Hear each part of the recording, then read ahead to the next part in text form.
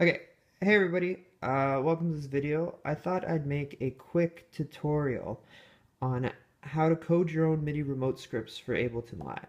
So Ableton Live is what I use for music, and one of the sort of hidden features or features that's not that well known is you can actually write Python code to control the software with a MIDI controller. And you can do some pretty advanced stuff. So almost anything that you can do with controllers such as the Ableton Push, the APC40, or the Novation Launchpad. You can replicate that on any controller you can buy today. The only limit is how well you can, how well you know Python, and really how much work you want to put in. So I'm going to be using my Akai MPK25. It's a relatively old controller. We're going to teach it some new tricks in Ableton Live. I thought I'd use this as a typical example of the MIDI controllers you can buy today, but of course you can use whatever MIDI controller that you own to do this. So let's go over what I hope to accomplish. So if we look at our controller, I have 12 pads over here, I have 4 banks of them to switch between, and then I have, another 12 knobs, and I have 2 banks of them. I have these 4 extra buttons here, and I have transport controls and 25 keys. So what I want to do with the pads, we'll start with the pads, is I want to be able to launch clips and stop clips, and I want to also be able to record arm, solo, and mute tracks. Now the way I'll do that is using these pad banks. I'll have bank D assigned to launching clips in a 3x3 grid, and then stopping clips along the bottom, and I'll have bank C be arm, solo, and mute for whatever clips, whatever tracks I'm currently controlling. So if you're familiar with a controller like the APC40, you'll want to have a red box, that's a 3x3 grid, and this will correspond to the first clip in that grid, second clip, third clip, fourth clip, fifth clip, all the way down. And then the way I want to move that box around in Ableton Live is to use these buttons. So this will be down, move the box down one. This will be move it up, move it left, move it right. Then going over to the knobs, I want to be able to control the volume and the pan of each track. So this will be the first track, second track. This will be the first track's volume. This will be the first track's pan. This will be the second track's volume, the second track's pan, third track's volume, third track's pan. And then if I go to knob bank B, I want to be able to control the 8 macros here, and then I'm going to assign this to move between devices, and then these buttons in pad bank and control bank B will be to bank within the various controls inside the device. So just to go over it, in bank D I'm going to have a 3x3 grid here that I can launch clips, and then I'm going to want to stop clips. And then in bank C, I'm going to record arm, solo, and mute those tracks. Record arm, solo, mute, record arm, solo, mute. And then in control bank A, I'm going to have volume and pan for each of the 3 tracks. And I'm also going to be able to move the 3x3 grid.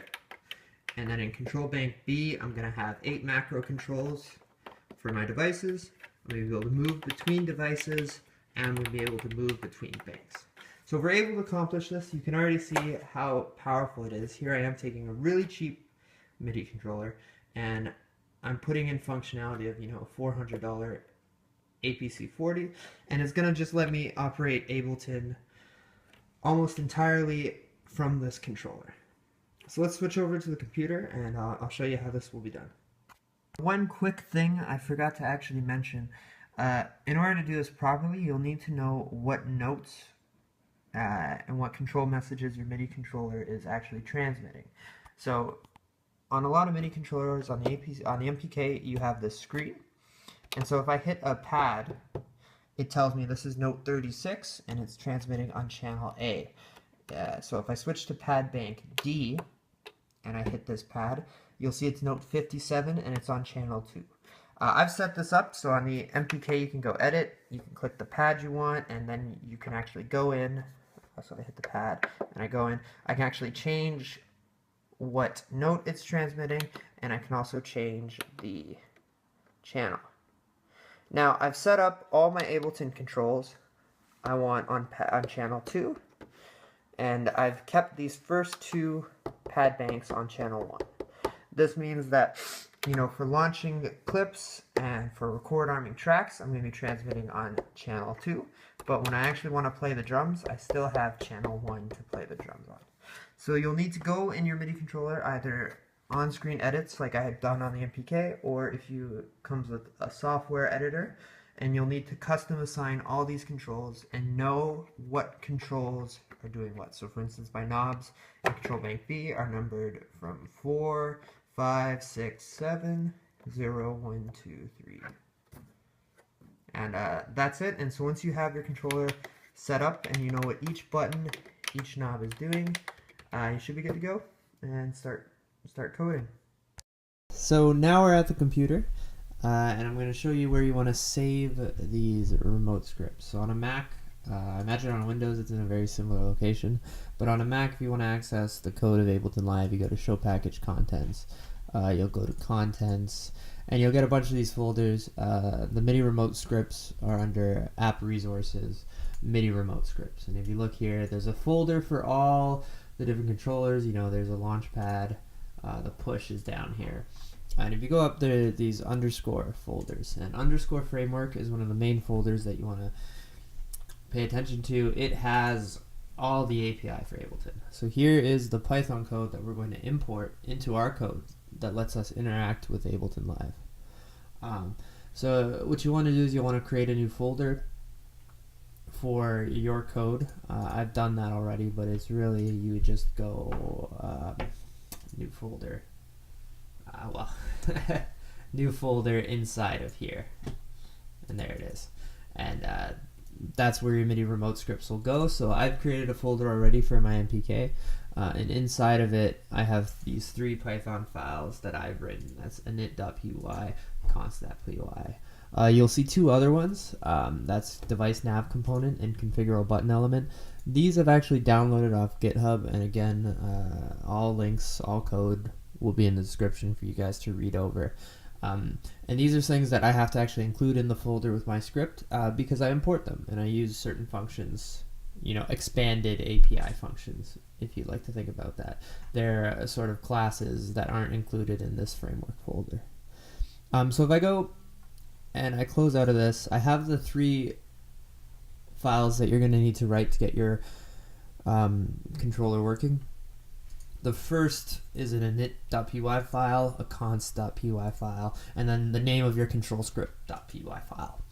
So the init.py file, it's named like that so that Live will recognize it on launch. So it recognizes this folder and it runs this folder, and if you look at it, or runs this Python file rather, and if you look at it, it just imports from my control script Python file, it imports my control script class and instantiates an instance of it. So I'm going to close out of this file. It's very simple. It's just instantiating our control surface. This const.py file is another very simple file, but it's one you need to pay attention to. I've set this up, and the reason I did it specifically is so that you guys can actually download my code, and hopefully, provided there aren't too many bugs, this is the only file you'll need to really edit. So if you remember, I mentioned on the MPK, it's sending out certain control change numbers and certain note numbers for MIDI values. So the majority of this file are those actual MIDI numbers, MIDI control change numbers and note numbers. So if you look here, you know, I wanted that launch grid to launch clips. So I went on my MPK and I set, you know, the top left pad to be 57, the middle top pad to be 58, the top right pad 59, the bottom right pad 53, so on and so forth. I wanted those knobs to control volume, so I set them to 12, 13, 14. I wanted the transport controls are these buttons, so I set them to this. I wanted macro controls, so device on, next device, previous device. So I've set this up basically so that you really only have to edit these MIDI CC numbers. And if you go at the top here, you know, here's that channel I was talking about. So I wanted to transmit on channel 2, which in Python counts from 0. So channel 2 in Python is channel 1. here's the grid size. So I want a 3x3 grid because I'm only going to have, 9 launch clip buttons. So I'll keep this file open so you guys can see it, but again, it's very straightforward. All of these are either note numbers or control change numbers, so that I know, when this button is going to do this. And if I go now into the main file, which will be, your control surface.py, whatever you want to call it, here it is. I have, as I mentioned, the API has a bunch of those framework files that you'll need to import into your code. So you'll also need to import, import live, import sys from Future. These are things I found if you just don't have them, the code doesn't work. So you do need to just import these. But yeah, here I am importing the control surface class. I'm importing button element class, button matron element class, session component class, transport component, device component. These are all the classes that let me actually interact with Ableton Live. Mixer component, slider component. Here, if you'll notice, this is the device nav component is the one I actually have to download from GitHub and include with the MPK. So it doesn't have underscore framework associated with it. Same with this configurable button element up here. Now if I go into the class, so I've set this class up, instantiated it as a control surface.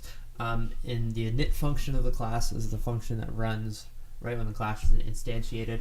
There's a few Ableton specific functions that are, once again, the API is written very well. So they're pretty self-explanatory. So device selection follows track selection. True. And then we go under this with self component guard statement. These are, suggested input port, suggested output port, and then these are the 3 functions that I've written that actually set up the controls. So if we go here to the first one, set up session control, this is what's setting up the redbox control. So if you'll mention, here I am just instantiating the session as, a session component with this grid size, and I'm using the grid size variable from const.py, which I forgot to mention, but I'm importing const right here. I'm importing all those variables defined over here. Yeah, so going through, one of the things you'll need to keep in mind is, so there's button elements, and that's just telling me that, this control change is actually a button on my controller that I'll press.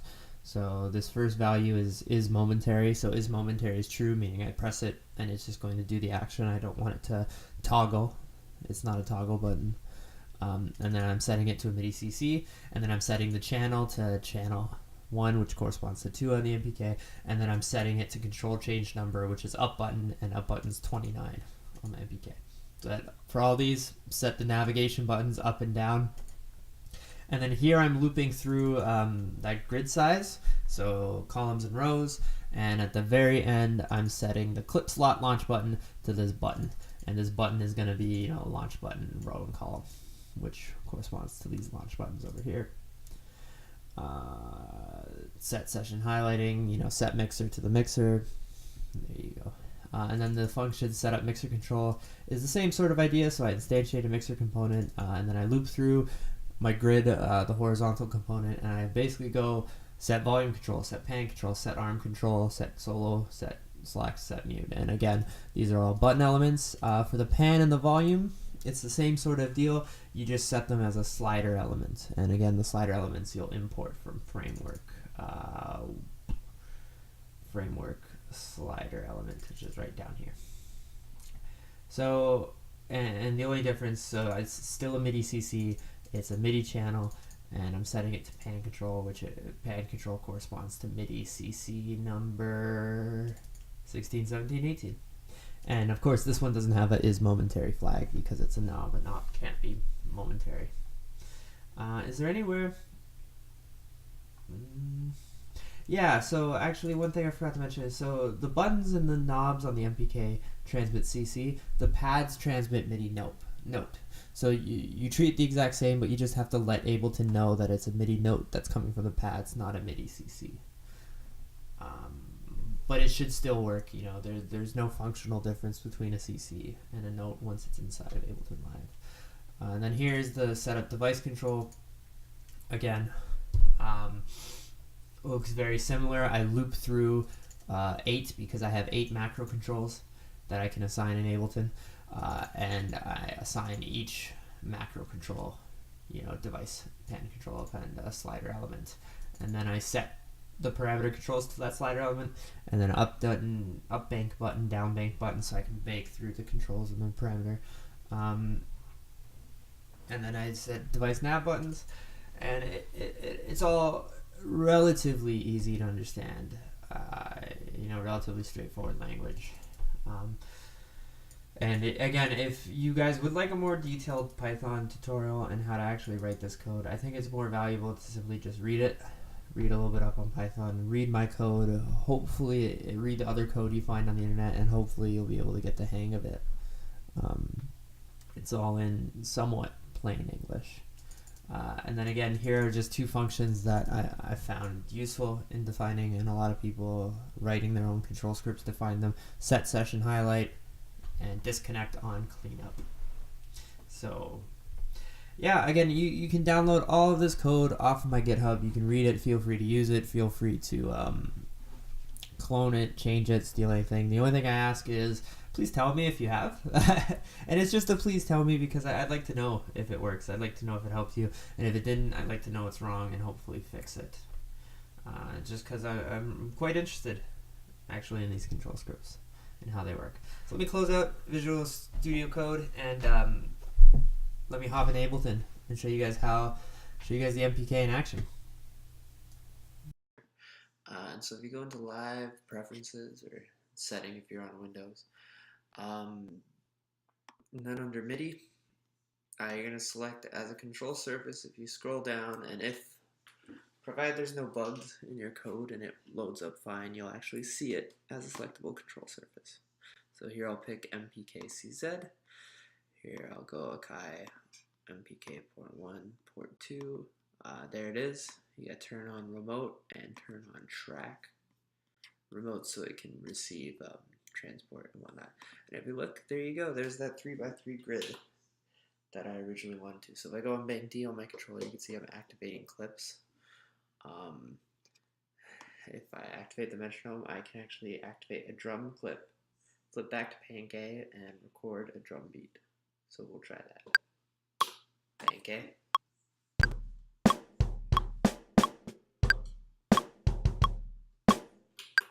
And yeah, stop that. There you go. And let's just shorten that up to a clip. So now I can actually play my drum beat. And if I go to Control Bank A, if you remember, I have access to the volume control on that. Again, I wanted to be able to record ARM other tracks, and navigate with the red box. So if I move the red box like that, I can actually select this track, and now control the piano.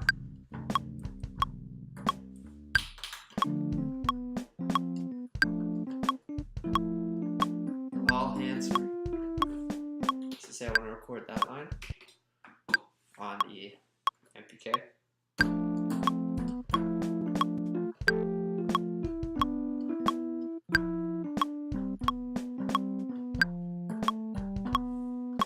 There you go. Now I want to go in and edit the devices that I have set up in this piano. I'll go to Bank B on the knobs on the MPK, and as you can see, as I turn a knob, it goes over. I can navigate between devices, so here I'm in there in the saturator now, affecting the depth. I can also bank around within the device, so now it's the wave shaper controls, so it's controlling the depth, here, drive. I can bank back to the soft piano, go and start controlling the tone and damper inside the electric piano. And there you go. Just like that. And yeah, I hope you guys can see how awesome this is. I'm doing almost most of my control hands-free, looking at the MPK, not looking at Ableton. And if you do it properly and you set up a proper template like this, you should be able to be good. And so that's it for the video, guys. Hope you enjoyed it. Hope you learned something. Leave a comment if you have any questions. Thanks so much. See you next time.